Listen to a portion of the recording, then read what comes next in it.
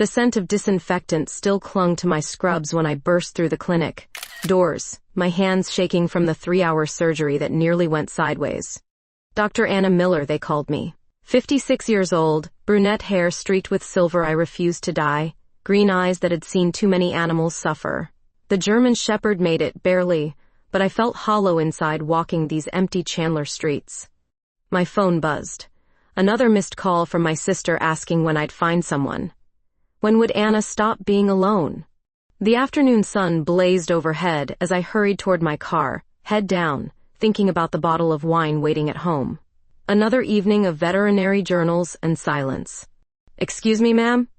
I looked up to find a blonde woman with clipboard, maybe 30, wearing a flowing purple dress that somehow made her blue eyes sparkle. She had this energy about her, like she actually enjoyed talking to strangers. "I'm conducting research for my color therapy practice," she said, her voice warm as honey. "Would you mind answering one quick question?" "Color therapy." I almost laughed. "I'm really in a hurry." "Please? Just one question." She tilted her head, studying me with those impossible blue eyes. "On a scale of 1 to 10, how satisfied are you with your current life?" The question hit like a punch to the gut. This stranger asking what I'd been avoiding for years. "That's a hell of a question to ask someone on the street," I muttered. She smiled. "That's exactly why I ask it." Before I could answer, another woman approached us. Hispanic, maybe 40, wearing medical scrubs covered in dog hair. "Sorry to interrupt," the newcomer said, "but did you just ask about life satisfaction? Because I literally just heard you ask her the same thing." She pointed at me. The blonde researcher laughed. "You're both part of my random sampling. Marie Hernandez, color therapist." She extended her hand to both of us. "Anna Miller, veterinarian," I said, surprising myself by shaking her hand. Her fingers were soft, warm. "Dr. Rodriguez," the other woman said. "This is weird coincidence." Marie's eyes stayed on mine. "So, Dr. Miller, that satisfaction question?" I stared at this young woman who'd somehow stopped my escape to loneliness. Her blonde hair caught the Arizona sunlight, and I realized I hadn't. I'd been asked a personal question by anyone under 50 in months? Honestly? About a 4, I heard myself say. Maybe 3. Marie nodded seriously, writing something down. "And what would make it higher?" Dr. Rodriguez had already walked away, but I stood there feeling exposed. This stranger had cracked something open in 30 seconds that I'd kept sealed for years. "I don't know," I admitted. Maybe feeling like someone actually wanted to know the answer to that question. Marie looked up from her clipboard, those blue eyes intense. "I want to know." Something fluttered in my chest, unfamiliar and dangerous. I fumbled for my car keys, suddenly aware of my appearance after the long surgery. Gray roots showing, laugh lines deeper than I remembered. "I should go," I said. "Wait." Marie pulled a business card from her pocket. "If you ever want to explore what colors might help raise that satisfaction score." I took the card, our fingers brushing briefly. Electric. That word I'd sworn never to use about another person. "Color therapy," I read aloud. "For emotional wellness and life balance." "It sounds ridiculous, I know," Marie said. But her confidence never wavered. But sometimes ridiculous things work better than the logical ones. I looked at this beautiful young woman, who'd somehow seen through my professional armor in minutes, who'd asked me the one question I'd been avoiding. "Maybe ridiculous is exactly what I need," I said, tucking her card into my scrub pocket. Marie smiled. "I hope you call me Dr. Anna Miller."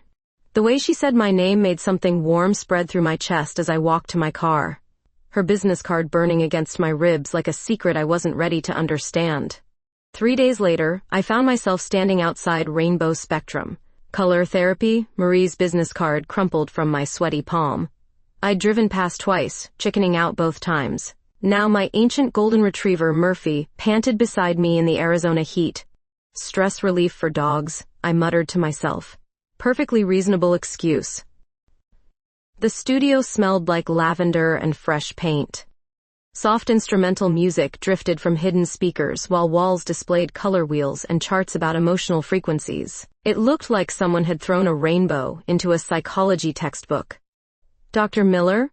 I turned to find Marie emerging from behind a curtained area, wearing flowing turquoise that made her blonde hair seem to glow. Those blue eyes lit up when she saw me. I wasn't sure you'd actually come, she said, then noticed Murphy. And you brought a friend.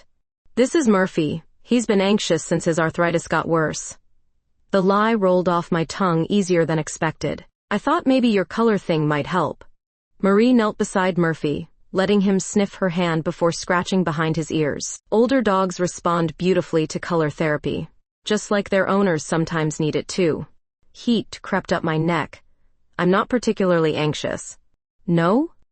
She stood gracefully, studying my face with professional intensity.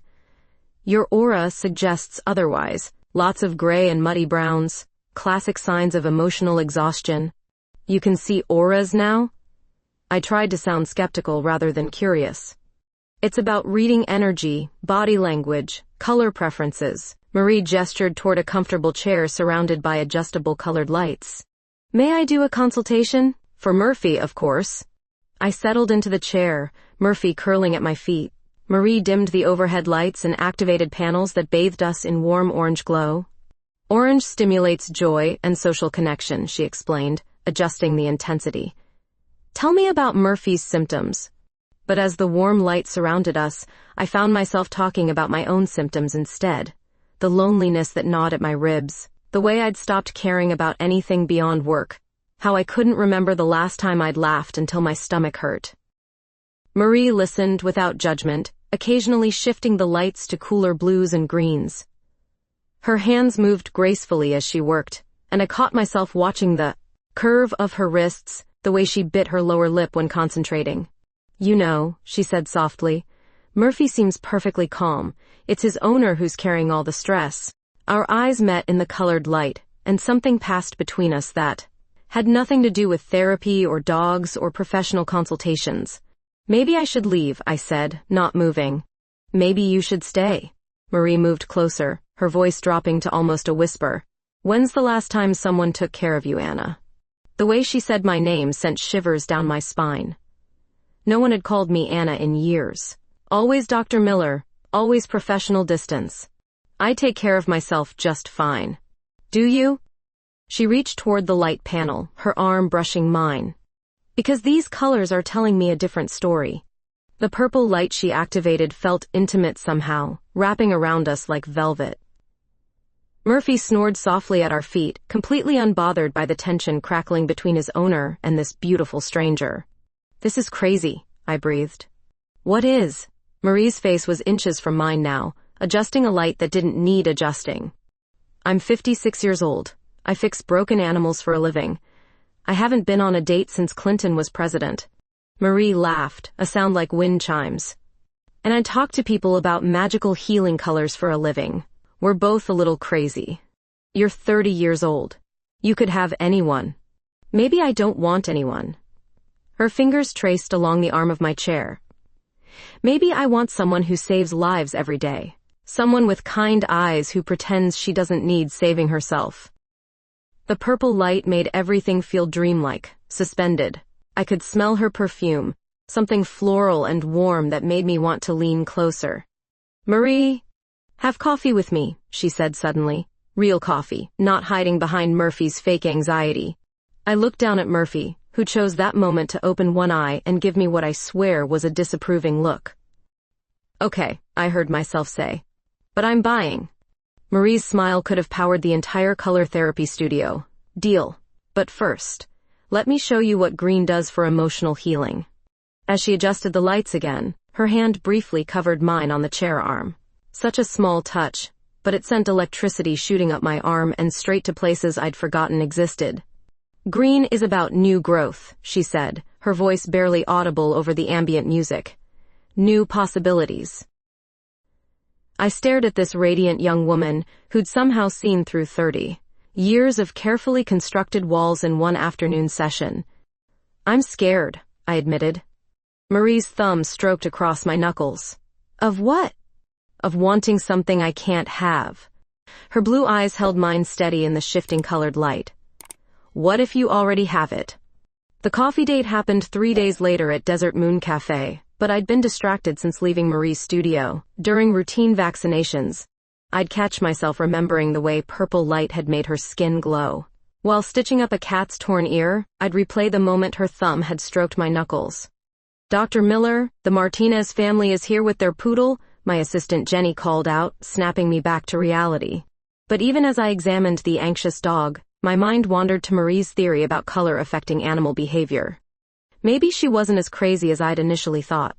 Maybe I was the crazy one for thinking about her every waking moment. My phone buzzed, a text from Marie, still thinking about our session. "Can't wait for coffee tonight." Neither could I, which terrified me. That evening, Marie had claimed a corner table at Desert Moon. Her blonde hair catching the warm light from vintage Edison bulbs. She'd changed from her flowing therapy clothes into fitted jeans, and an emerald green blouse that made her eyes look impossibly blue. "You came," she said, standing to hug me. The brief contact sent familiar electricity through my system. I said I would. I settled across from her, suddenly self-conscious about my appearance. I'd spent 20 minutes deciding between scrubs or actual clothes, finally settling on dark jeans and a burgundy sweater that I hoped hid how nervous I felt. "Tell me about your worst day as a veterinarian," Marie said, diving straight past small talk. The unexpected question caught me off guard. "Why would you want to hear about that?" "Because I want to know what hurts you. What makes you feel like a 4 on that satisfaction scale." So I told her about the puppy mill rescue last month. 47 dogs in conditions that still haunted my dreams. How I'd worked 18 hours straight trying to save them all, losing 3 despite everything I knew about medicine. Marie listened with those intense blue eyes, occasionally reaching across to touch my hand when my voice broke. Her fingers were warm, steady, anchoring me to something I couldn't name. "You save lives every day," she said softly. "When's the last time someone tried to save yours?" "I don't need saving. Everyone needs saving sometimes." Marie flagged the waitress for more coffee. Even superwoman veterinarians with beautiful green eyes and hearts too big for their own good. Heat flooded my cheeks. "You think I'm beautiful?" The question slipped out before I could stop it, sounding pathetic and desperate. Marie's smile could have lit up downtown Chandler. "Anna, you're the most beautiful woman I've seen in years, inside and out." The way she said my name still made my stomach flutter like a teenage girl's, which was ridiculous, considering I'd been alive longer than Marie had been walking. "I'm old enough to be your mother," I said, testing the waters. "You're old enough to know what you want." Marie leaned forward, her voice dropping. "The question is, do you know what you want?" I stared at this radiant young woman who'd somehow cracked open my carefully constructed world in less than a week, who saw through all my professional armor to whatever was left underneath. I started, then stopped. How do you tell someone you've been thinking about kissing them for 3 straight days when you've never kissed a woman in your life? "Tell me," Marie whispered. The cafe had mostly emptied around us, leaving just soft music and the distant sound of the espresso machine. Marie's hand covered mine on the table, her thumb tracing small circles on my wrist. "I want to feel alive again," I admitted. "For 20 years it's been work and sleep and work again. Then you ask me one question on a street corner, and suddenly I remember what wanting something feels like." Marie's eyes never left mine. "What do you want, Anna?" "I want to kiss you," I breathed, barely audible. "I want to know what it feels like to be the woman you see when you look at me." Marie was quiet for a long moment, her blue eyes searching my face. Then she stood up, pulling me with her. "The cafe's closing," she said simply. "Walk with me." Outside, Chandler's evening air carried the scent of desert flowers and distant rain. We walked toward the old part of downtown, our hands occasionally brushing as we moved slowly down the sidewalk. "I've been thinking about you too," Marie said quietly. "About what it would feel like to touch you, really touch you." We'd reached the small park behind the library, empty except for a few scattered streetlights and the soft sound of a fountain. Marie stopped walking and turned to face me. "Anna." "Yeah?" "Stop overthinking this." Before I could respond, she stepped closer, her hands coming up to cup my face. For a heartbeat we stood frozen, her blue eyes reflecting the streetlight, my heart hammering against my ribs. Then she kissed me. Soft at first, tentative, giving me room to pull away. But I didn't want to pull away. I wanted to fall into this beautiful woman who'd seen something worth saving in my broken-down life. I kissed her back, my hands finding her waist, pulling her closer. She tasted like coffee and possibilities, like everything I'd convinced myself I was too old to want. When we finally broke apart, both breathing hard, Marie rested her forehead against mine. That was... I started. Worth waiting 56 years for? Marie finished, smiling. How did you know? Because it was worth waiting 30 years for, too. Standing in that quiet park, her hands still on my face, I realized my life had just split into before and after this moment. Before Marie and after Marie. And I had no idea what came next. The kiss haunted me for 3 days. Every time I closed my eyes, I felt Marie's lips against mine, tasted coffee and something indefinably her. During routine examinations, my hands would shake remembering how she'd cupped my face in that park. Dr. Miller, are you feeling all right? My colleague Dr. James Peterson cornered me by the medication cabinet Friday afternoon. You seem distracted lately. James had worked alongside me for 15 years, watching me navigate divorce, career, changes, and countless late nights saving animals that should have been beyond saving. If anyone would understand, it would be him. I met someone, I said, the words tumbling out before I could stop them. About damn time, James grinned. What's his name? Her name is Marie. The silence stretched between us like a held breath. James blinked twice, processing information that probably seemed impossible coming. From the woman who'd sworn off dating entirely after her messy divorce. Her name, he repeated carefully. She's 30, a color therapist. Beautiful and kind, and she makes me feel like I'm not disappearing into my work anymore. The words rushed out in a torrent I couldn't control. And I kissed her, James. I kissed a woman, and it felt more right than anything I've done in 20 years. James leaned against the cabinet, studying my face with the same careful attention he gave difficult diagnoses. How are you handling this? He asked finally. Terrified, I admitted. I've never been attracted to a woman before. I don't know what I'm doing, or if she could actually want someone like me long term. Someone like you? Anna, you're brilliant, compassionate, and you've got more integrity than anyone I know. Age is just a number. A 26-year difference isn't just a number, I said. What if this is some phase for her? What if I'm just an experiment? Meanwhile, across town, Marie was having her own crisis of confidence. She'd canceled 2 client appointments to pace around her apartment, replaying our kiss and wondering if she'd completely misread the situation. Her best friend, Rosa Martinez, sat on her couch, watching Marie wear a path in the carpet. You kissed the veterinarian, Rosa said for the 3rd time. The older woman who came in for fake dog therapy.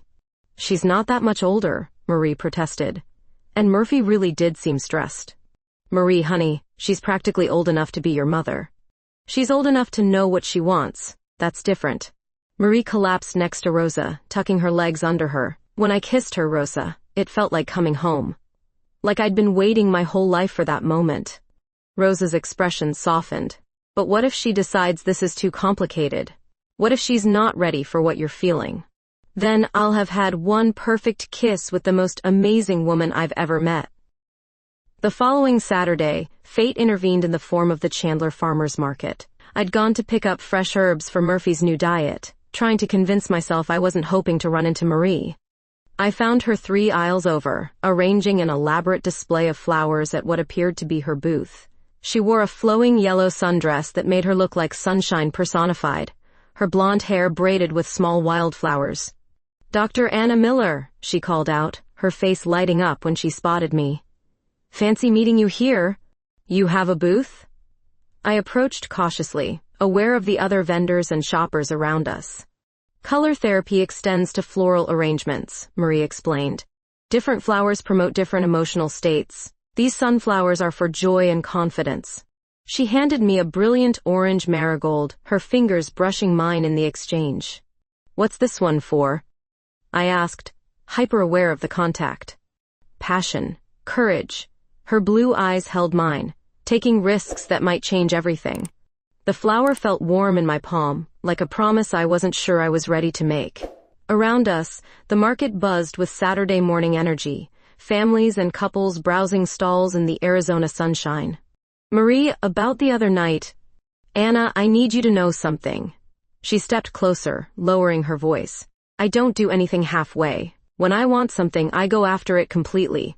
What are you saying? I'm saying I want you. Not as an experiment or a phase. I want to know everything about you. I want morning coffee conversations and late night calls and all the messy, complicated, beautiful parts of being with someone. My heart hammered against my ribs. But what if people stare? What if they think it's weird? Marie glanced around at the other market goers, then back at me. Let them stare. I'm proud to be here with you. Before I could overthink it, she rose on her tiptoes and kissed me right there between the sunflowers and Saturday shoppers. Soft, sweet, and completely without apology. When we broke apart, I half expected to find people pointing and whispering. Instead, life continued around us exactly as before. An elderly couple smiled warmly from the adjacent produce stand. A mother with twin toddlers nodded approvingly. See? Marie whispered against my lips. The world didn't end. Actually, I breathed, still tasting her kiss. I think it just began. She laughed, that wind chime sound that had already become one of my favorite things in the world. So what happens now? I asked. Marie handed me another flower, this one a deep purple iris. This one represents new beginnings, she said. What happens now is whatever we want to happen. Standing in that marketplace, surrounded by flowers and sunshine, and the woman who'd somehow turned my careful, controlled life upside down, I realized I'd stopped being afraid. I was ready for whatever came next. 2 weeks of stolen kisses and late-night phone calls led to Marie inviting me to dinner at her apartment. I arrived with a bottle of wine and nerves that felt like hummingbirds in my chest, wondering how someone like me had gotten so lucky. Marie's apartment reflected her personality perfectly. Bright colors everywhere, plants in every corner, and walls covered with color therapy charts mixed with abstract paintings. It smelled like jasmine and fresh bread. I made pasta, she called from the kitchen. Nothing fancy, but it's edible. It smells amazing, I said, following her voice and trying not to stare at how the kitchen lighting made her blonde hair glow gold. There's someone I want you to meet, Marie said, stirring sauce. My roommate should be back soon. Before I could ask questions, the front door opened and someone walked, in carrying grocery bags and wearing paint-splattered jeans. Sam, perfect timing, Marie called out. Come meet Anna. The person who entered the kitchen took my breath away, but not in the same way Marie did. Sam had short dark hair, androgynous features, and the kind of natural confidence that filled a room. They moved with fluid grace, setting down groceries and extending a paint-stained hand. You must be the famous veterinarian, Sam said, their voice warm and slightly husky. Marie talks about you constantly. Anna Miller, I said, shaking their hand. Nice to meet you.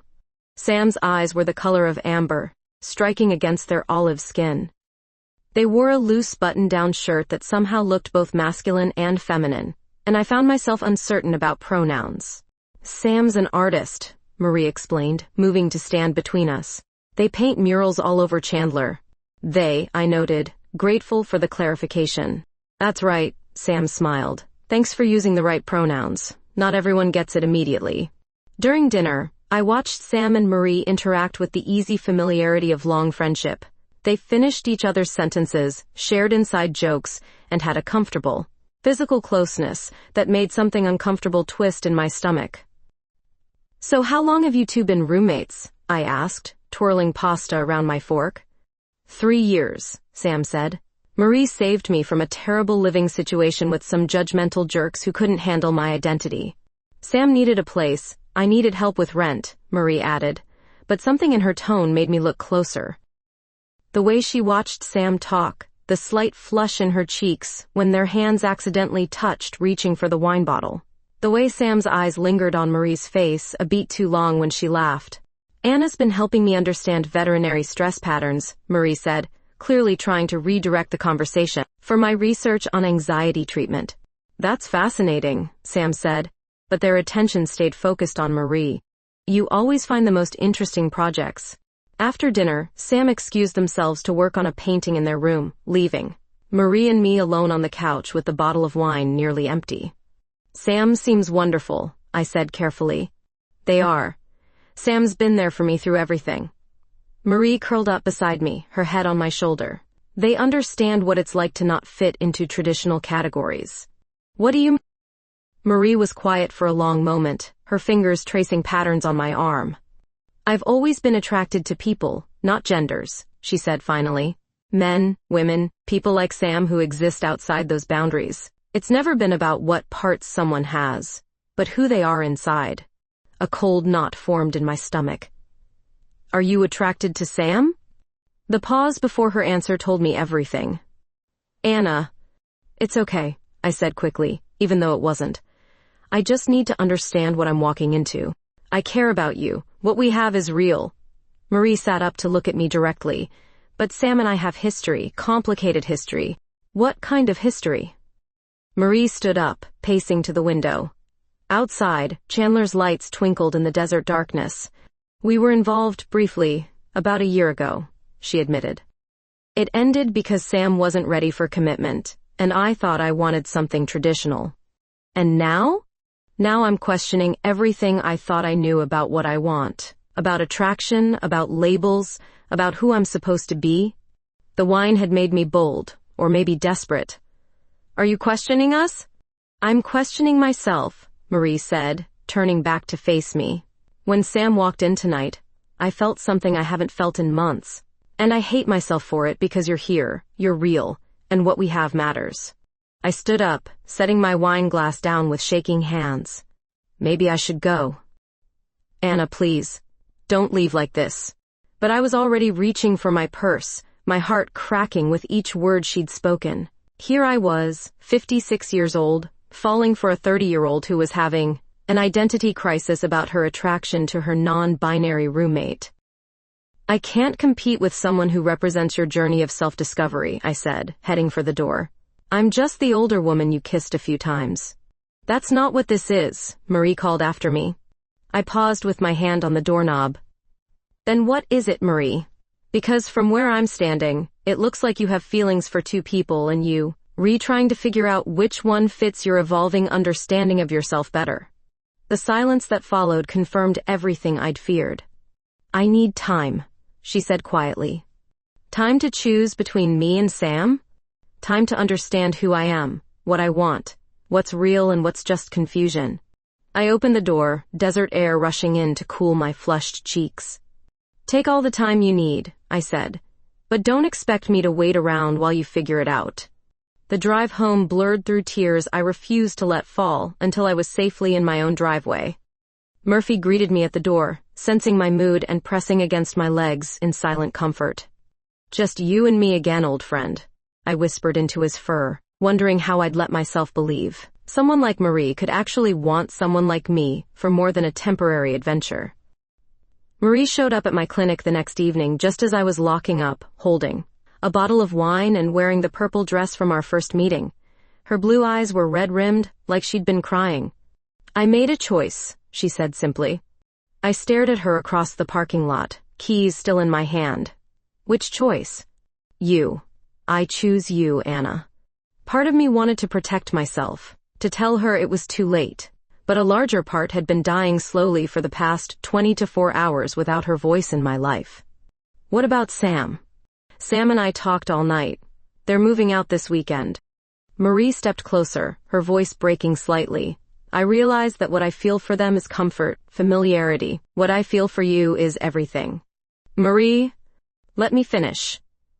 Sam represents my past, my confusion about who I thought I should be. You represent my future, who I actually want to become. She held up the wine bottle. This is for apologizing. And hoping. Something warm unfurled in my chest despite my better judgment. Hoping for what? Hoping you'll give me another chance. Hoping you'll let me show you what choosing you means.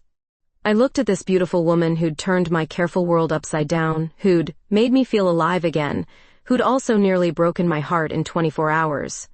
I'm scared, I admitted. So am I. But I'm more scared of losing you. The desert evening air carried the scent of creosote and distant rain. Marie stood perfectly still, letting me decide our future. My apartment or yours? I heard myself ask. Her smile could have powered half of Chandler. Yours. I want to see where you live when you're just Anna, not Dr. Miller. My apartment reflected 15 years of careful solitude. Neutral colors, practical furniture, books about veterinary medicine stacked in neat piles. Marie moved through it like she was studying a museum exhibit about my life. It's so organized, she said, running her fingers along my bookshelf. So controlled. Is that bad? Marie turned to face me, her blue eyes intense. It's safe. But you don't need safe anymore, Anna. You have me. We opened the wine on my couch, Murphy curled between us like a furry chaperone. The conversation started carefully polite, but wine and longing quickly stripped away pretense. I've never been with a woman before, I admitted when Marie's hand covered mine on the couch. I don't know what I'm doing. Neither do I, not really. Not with someone who matters this much. Marie's thumb traced circles on my palm. We'll figure it out together. What if I disappoint you? Impossible, Marie whispered, leaning closer. You could never disappoint me. When she kissed me this time, it felt different, deeper, more intentional. Like a promise instead of a question. Her hands tangled in my hair, pulling me closer until there was no space left between us. Anna, she breathed against my lips. I want you. All of you. Murphy chose that moment to jump off the couch with an indignant huff, padding toward the bedroom as if he knew what was about to happen. Smart dog, Marie laughed, her forehead pressed against mine. Are you sure about this? I asked, my hands trembling as they found the zipper of her dress.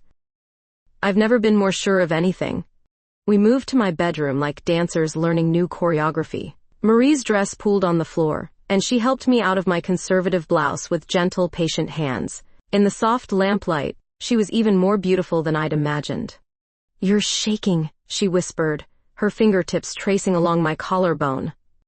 I'm nervous. Don't be. Marie's lips found the sensitive spot below my ear. I've got you. What followed was tender and clumsy and perfect all at once. Marie's touch was gentle but sure, her whispered encouragements guiding me through uncharted territory. She tasted like wine and promises, her skin soft as silk under my exploring hands. When she moved above me, blue eyes locked on mine, I thought I might shatter from the intensity of wanting her. The morning brought awkwardness, as mornings after first times always do. I woke to find Marie already dressed, sitting by my bedroom window with a cup of coffee. Hi, she said softly. Hi yourself. I pulled the sheet around me, suddenly self-conscious in daylight. How long have you been awake? A while. I didn't want to wake you. Marie's smile was gentle but distant somehow. You look beautiful when you sleep. Something in her tone made my stomach clench. But Sam's moving out today. I should probably be there to help. Of course. I sat up, clutching the sheet. I understand. Marie stood up, moving to sit on the edge of the bed. Last night was incredible, Anna. You were incredible. But you're having second thoughts. Not second thoughts, just processing. Marie's hand found mine under the covers. This is all new territory for me too. Being with someone I care about this much. It's terrifying. So where does that leave us? Marie leaned down to kiss me, soft and lingering. It leaves us figuring it out one day at a time. After she left, I lay in bed surrounded by the scent of her perfume, wondering if I'd just experienced the beginning of something beautiful or the most exquisite form of heartbreak. Either way, there was no going back to who I'd been before Marie Hernandez walked into my life and changed everything. 5 days passed without a word from Marie. I threw myself into work with desperate intensity, staying late to avoid the empty apartment, where her scent still lingered on my pillows. A case of abandoned puppies arrived Monday morning. 7 tiny bodies covered in fleas and fear. These came from a cruelty investigation, Jenny told me, handling the carrier with careful hands. Owners surrendered them rather than face charges. I spent the morning cleaning wounds, administering vaccines and trying not to think about how Marie's hands had felt against my skin.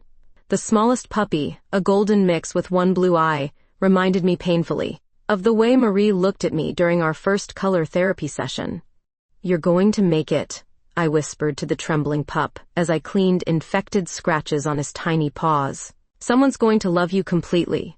If only I could believe the same about myself. Dr. Peterson found me in the recovery room at 9 that night, still monitoring the puppy's vital signs. "Anna, go home," he said gently. "They'll be fine until morning. The little one's temperature is still elevated. I should stay." James pulled up a chair beside me, studying my face in the soft fluorescent light. "Want to tell me what really happened with Marie?" Everything spilled out. The night we'd shared, the way she'd left the next morning with that distant look in her eyes, the silence that followed. How I'd convinced myself someone like her could want someone like me permanently. Maybe it was too much too fast, I finished, adjusting the heating pad under the smallest puppy. Maybe I'm just fooling myself thinking this could work. Or maybe she's as scared as you are, James suggested. 30 years old, figuring out her identity, falling for someone she never expected to want. That's a lot to process. Meanwhile, across town, Marie sat in her newly empty apartment surrounded by color wheels and research books, trying to understand her own feelings. Sam had moved out that morning, taking with them years of shared history and comfortable confusion. Rosa found her there at 10 p.m., still in pajamas and surrounded by tissue boxes. "You look like hell," Rosa said, settling onto the couch beside her best friend. "I think I made the biggest mistake of my life," Marie said, voice hoarse from crying. "Sleeping with Anna, or pushing her away afterward?" "Both. Neither. I don't know." Marie pulled her knees to her chest. "When I woke up next to her, Rosa, it felt so right it terrified me. Like I'd found something I didn't even know I was looking for." "So why did you run?" Marie closed her eyes, remembering the way Anna had looked in the morning light. Vulnerable, beautiful, trusting. Everything Marie had convinced herself she didn't deserve. "Because I've spent 3 years thinking I wanted Sam. 3 years believing that unconventional attraction meant unconventional relationships. Then I meet Anna, and suddenly I want something completely traditional. Marriage, commitment, growing old together. And that scares you?" "It scares me because I've never wanted it before. What if this is just novelty? What if I hurt her when the newness wears off?" Rosa studied her friend's tear-streaked face. "Or what if this is you finally understanding what real love feels like?" Marie spent the next 2 days using her color therapy practice to analyze her own emotional state.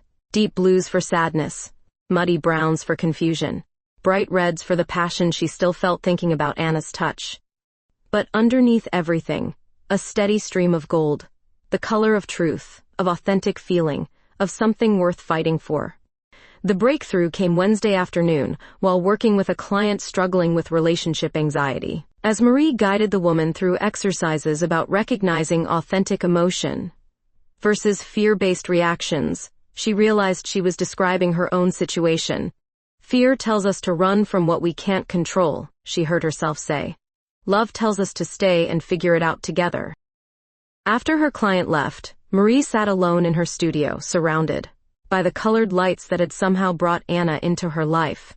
The purple setting that had made Anna's eyes look so beautiful that first day. The warm oranges that had helped her open up about loneliness. She pulled out her phone and typed a text to Anna, then deleted it. Wrote another, deleted that too. Finally, she settled on something simple. "Can we talk? I have something important to tell you." But when she hit send, the message bounced back. Anna had blocked her number. The rejection hit like a physical blow. Marie stared at her phone screen, reading the error message over and over until the words blurred through tears. She'd lost her, the most authentic, beautiful thing that had ever happened to her, and she'd lost it through her own fear and confusion. But Marie hadn't built a successful practice by giving up when things got difficult. If Anna wouldn't answer texts, she'd find another way. Some things were worth fighting for, even when you'd made terrible mistakes. Especially when you'd made terrible mistakes. That night, Marie began planning how to win back the woman who'd shown her what real love could feel like, even if it meant swallowing her pride and admitting she'd been completely wrong about everything. Anna Miller was worth the fight, even if Marie had to fight her own fears to get there. Marie appeared at my clinic during the lunch rush on Thursday, carrying a picnic basket and wearing determination like armor. Jenny tried to stop her at the front desk, but Marie pushed past with polite insistence. "Dr. Miller is with a patient," Jenny called after her. "I'll wait," Marie said, settling into a chair in the waiting room like she had all day. I emerged from examining room 2 to find her there, blonde hair catching the afternoon light, blue eyes steady and patient. My heart lurched despite everything. "What are you doing here?" I asked, trying to keep my voice professional with clients around us. "I brought lunch. Homemade sandwiches, that pasta salad you mentioned liking." Marie held up the basket. "I thought we could talk." "There's nothing to talk about." "There's everything to talk about." Marie stood up, moving closer. "Please, Anna, 5 minutes." Against my better judgment, I led her to the small break room behind the reception area.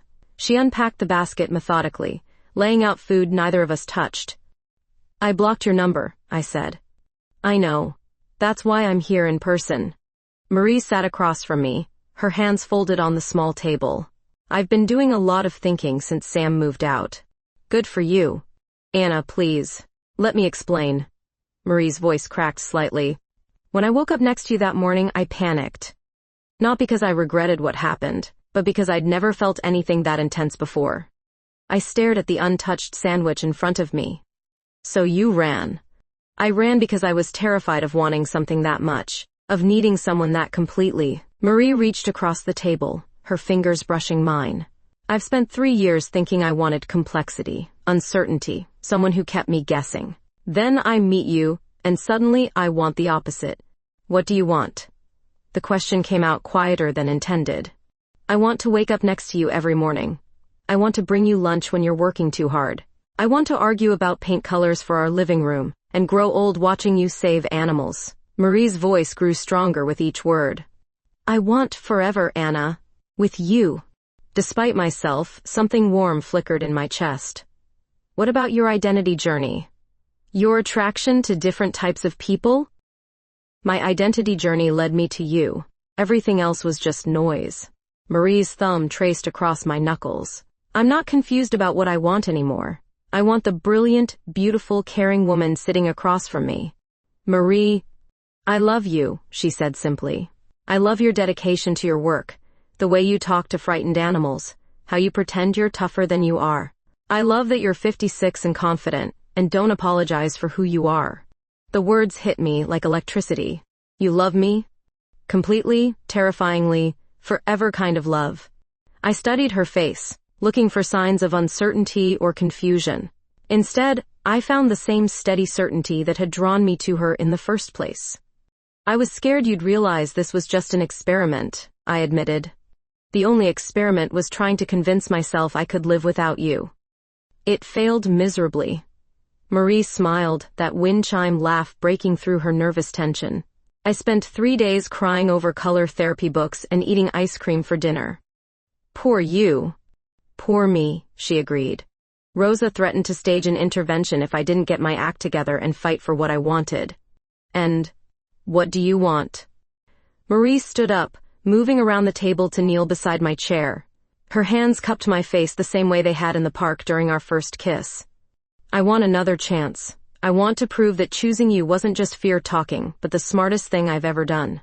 Looking into those impossible blue eyes, I realized I'd been holding my breath for a week, waiting, hoping, despite my better judgment. "I missed you," I confessed. "I missed you too. Every minute of every day." When she kissed me this time, it tasted like forgiveness and promises. Like coming home after a long, difficult journey. Her lips were soft, urgent, familiar in the best possible way. "Take me home," she whispered against my mouth. "I have 2 more appointments. Cancel them." "Marie, I can't just—" She kissed me again, deeper this time, her hands tangling in my hair. "Please. I need to show you how sorry I am, how much I love you." I looked at this beautiful woman who'd somehow convinced me to believe in second chances, who'd made me feel desired and cherished, and alive again. "Jenny," I called through the door, "reschedule my afternoon appointments, family emergency." "Everything okay, Dr. Miller?" "Everything's perfect." That afternoon in my bedroom, Marie showed me exactly what it meant to be chosen completely. Her touch was reverent, worshipful, like she was memorizing every inch of my skin. She whispered apologies and promises between kisses, her hands gentle but insistent as they relearned the geography of my body. "I'm never running again," she breathed as she moved above me, blue eyes locked on mine. "Never leaving. Never making you doubt how much I want you." When she brought me apart with her mouth and fingers, it felt like a claiming, like she was writing her name on my soul in a language only we understood. And when I returned the favor, tasting her sweetness and feeling her arch beneath my touch, I finally understood what home felt like. Later, wrapped in sheets and desert afternoon light, Marie traced lazy patterns on my bare shoulder. "What happens now?" I asked, my voice drowsy with satisfaction. "Now we figure out forever," Marie said, pressing a kiss to my collarbone. "Starting with you meeting my parents next weekend." My eyes flew open. "Your parents?" Marie grinned, looking younger than her 30 years. "I told them about the amazing woman I'm in love with. They can't wait to meet you. They know I'm older? They know you're perfect." I pulled her closer, marveling at how completely my life had changed. Since that day, she'd asked me about satisfaction on a street corner. "I love you too," I said finally. Marie's smile could have powered the entire state of Arizona. "I was hoping you'd say that." 6 months later, I stood in the kitchen of the apartment Marie and I now shared, watching her arrange flowers for our housewarming party. She'd moved in gradually, one color therapy book and flowing dress at a time, until my neutral space bloomed with her vibrant energy. "The sunflowers need to go by the window," she called over her shoulder, hands deep in arrangement of purple irises, "for maximum light exposure and emotional impact." "Whatever makes you happy," I said, setting the flowers where she'd indicated. At 57, I'd learned to pick my battles. The doorbell rang, and Marie practically bounced toward it. "That's Rosa. And probably Dr. Peterson, too." Our living room filled quickly with the people who'd become our chosen family. James brought his partner Michael, whom I'd finally gotten to meet after 15 years of friendship. Rosa arrived with her husband and twins, who immediately gravitated toward Murphy like he was a canine magnet. "So, this is the famous color therapist," James said, shaking Marie's hand warmly. "Anna talks about you constantly." "All good things, I hope," Marie laughed, slipping her arm around my waist with easy familiarity. "Mostly," I teased, earning a gentle elbow to the ribs. Rosa cornered me by the wine table an hour later, studying my face with the intensity of someone conducting scientific research. "You look happy," she said finally, "like genuinely happy. Not just content or satisfied, but actually happy." "I am happy," I realized, surprised by how easily the admission came. For the first time in years, maybe decades, I'm exactly where I want to be. "Marie's good for you. You're good for her too." Rosa sipped her wine, watching Marie demonstrate color therapy techniques to James's fascinated partner. "She's been different since you two got together. More centered, more sure of herself. We balance each other out. That's what love should do."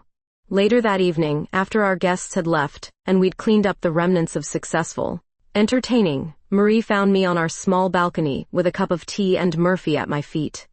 "Successful party," she said, settling into the chair beside me. "Your idea to combine my veterinary contacts with your therapy clients was brilliant. Did you see how interested Dr. Morgan was in your techniques for anxious pets?" Marie's eyes lit up. "That's actually what I wanted to talk to you about." She turned in her chair to face me fully. "I've been thinking about expanding my practice. Maybe partnering with veterinary clinics to offer combined services." "Combined how?" "Imagine a healing center where people could bring stressed animals for both medical care and color therapy, where pet and owner could be treated together for anxiety, trauma, grief." Marie's voice grew more animated as she spoke. "We could be the first practice of that kind in Arizona." The idea sparked something inside me I hadn't felt since veterinary school. Excitement about innovation, about pushing boundaries, about creating something entirely new. "That's actually brilliant," I said slowly. "There's definitely a market for holistic pet care. And your color research could complement traditional veterinary medicine beautifully." Marie beamed. "So, you'd be interested? In working together professionally, I mean?" Are you asking me to be your business partner? I'm asking if you want to build something amazing with me. In business and in life.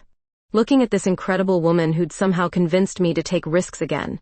To believe in possibilities I'd never imagined, I felt that familiar flutter of excitement mixed with terror. What would we call it? I asked.